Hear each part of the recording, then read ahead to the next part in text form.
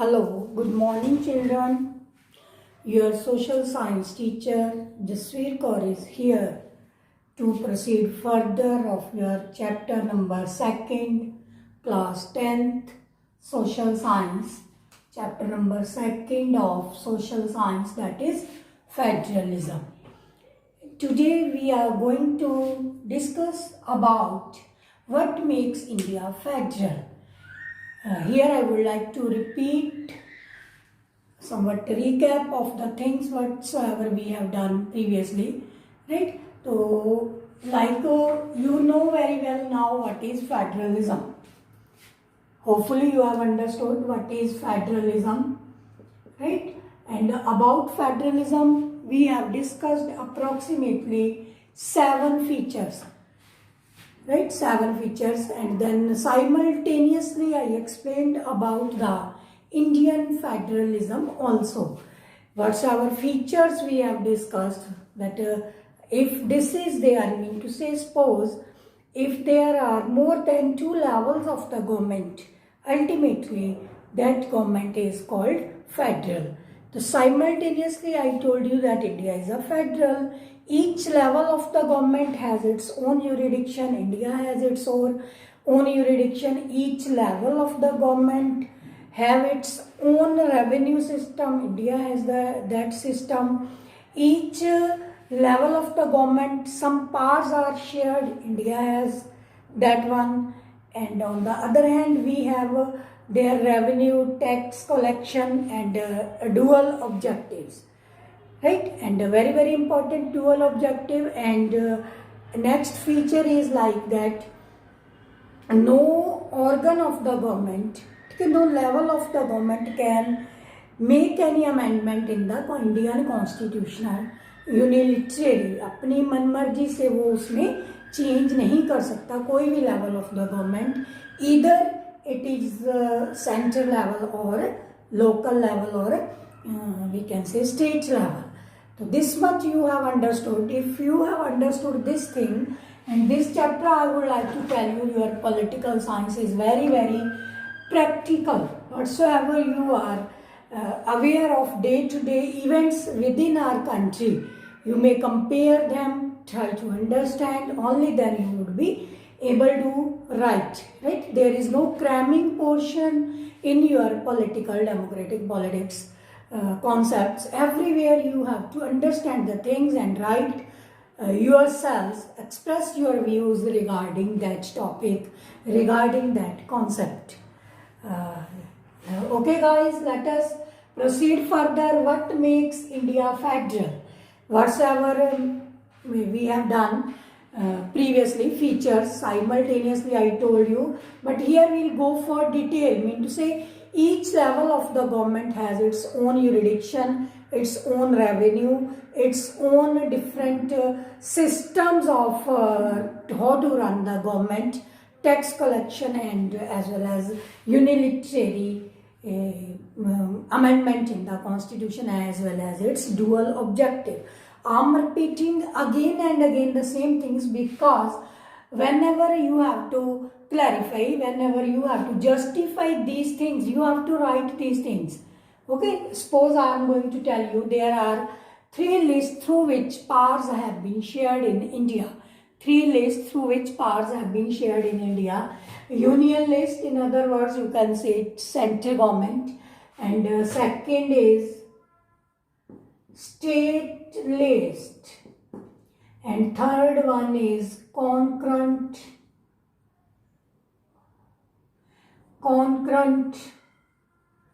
list. Here dear students, don't get mistaken, local list, right?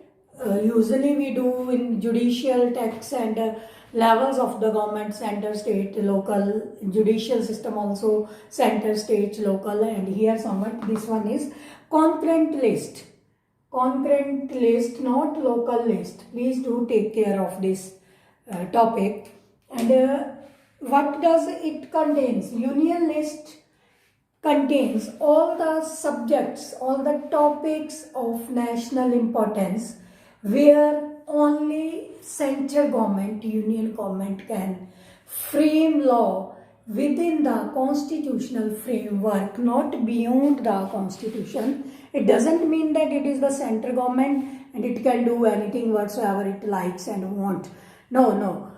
Central government even has to frame the law under the constitutional framework. Without constitutional framework, there may be any government, right? Any political party cannot make law, cannot form the law. These are regarding currency, defense, railways, right? Forest departments, different topics of this national importance are given in this union list. In this union list, transport, communication, foreign affairs, defense, all these are there. You may never heard about defense of a particular state. Police is there, okay, Rajasthan police, Punjab police, Haryana police, Chandigarh, but in their defense is not there. Defenses are of national level. No state can issue currency notes, right? That is the responsibility of the central government with the help of RBI, Reserve Bank of India. Exactly, foreign affairs, right? Whatsoever we have to make, trade, commerce, going, coming, visa, immigration, emigration, that all the works done by this union list topics, that is under the central government. Okay, hopefully you have understood. And second is state list.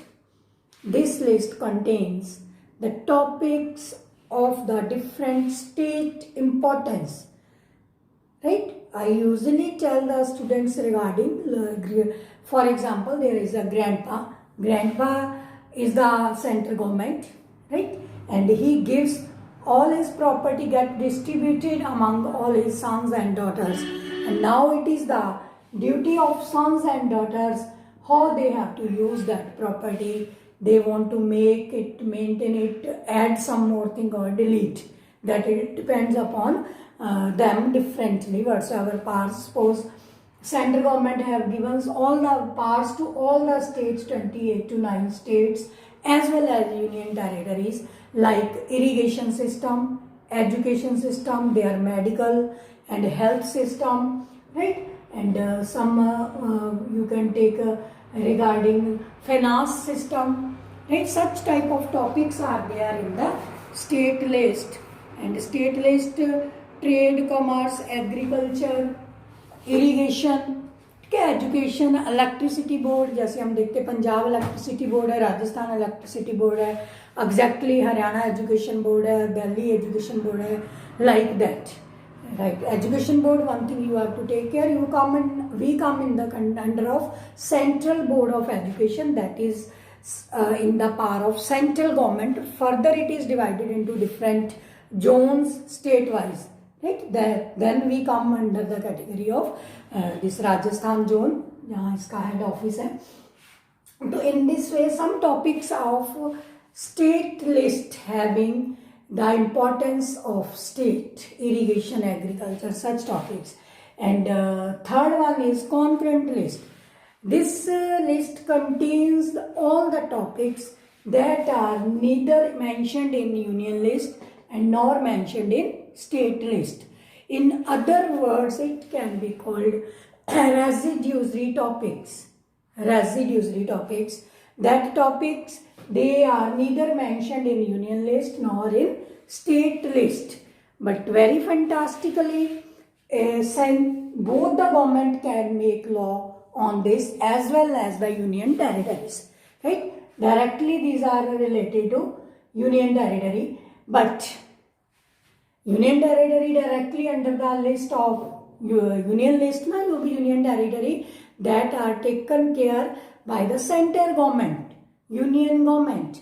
But very thing is to be remembered, whenever there is any type of controversy, right? Any type of controversy regarding making law of the topic included in concurrent list, it is called residuary also.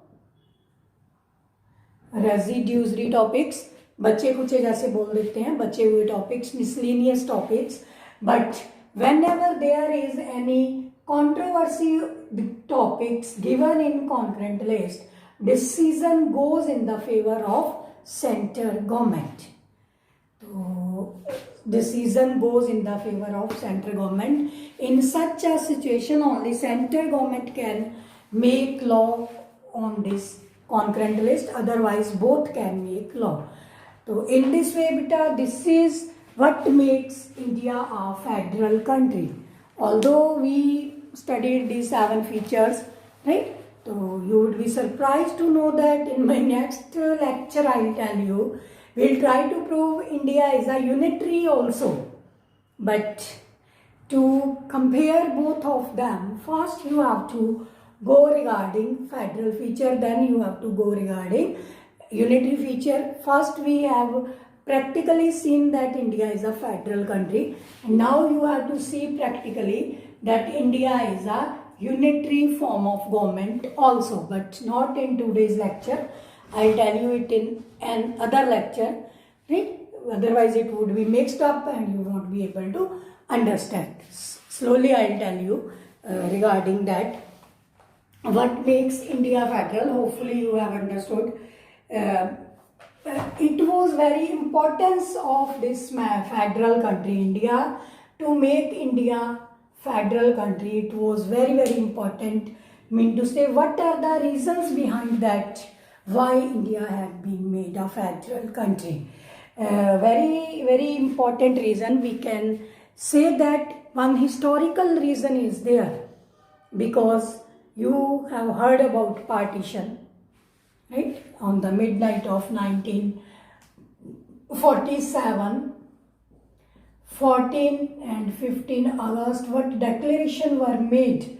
Suddenly people were in panic condition. They have to move from India to Pakistan and from Pakistan to India. That was very tragic condition over there. And moreover, not only this much, when they have moved during that their movement India to Pakistan and Pakistan to India, many lost their houses, lost their homes. They were homeless, refugee. To settle such type of population, moreover, India country vast. India is a vast country like India, being vast as well as having diversities, right? Not only one type of diversities, there are different sub-diversities are there. Sub-diversities are there. Suppose you may take example of religion, right? Hindu, Muslim, Sikh, Christians, that are the major religion in India. There are many more local also, but within Sikhs there are different type of Sikhs. Within Muslims there are different type of Muslims. So is with Christians and so is with Hindus also. But we will not go for depth in this, right? The things that spread communalism, will not discuss those things.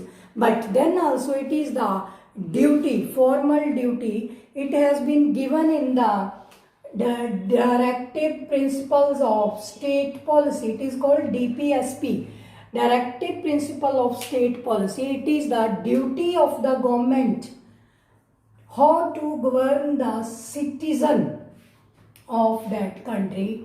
That is very well defined in DPSP, Directive Principles of State Policy, according to the Constitution. And under these guidelines, all these 3 lists are divided according to the topics given by, to avoid different type of conflicts for the better outcome. That is the very spirit of democracy, right? Whatsoever we have discussed in our previous chapter number 1, that why power sharing is desirable, that you have to write here, that power sharing is desirable because due to its prudential reason, due to its moral reason, due to reduce the conflicts, right, for the better outcome. And power sharing is the very spirit of democracy.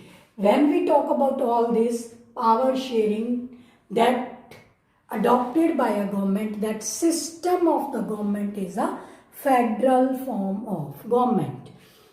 What it you may have understood it very clearly that system of the government is a federal form of government. What makes India federal country? Right? Our next topic is how federalism is practiced in India. It seems to be similar. What makes India federal? What are the key features of federalism, and how federalism is practiced in India? That topic we'll discuss tomorrow. Till now, you have to study about this.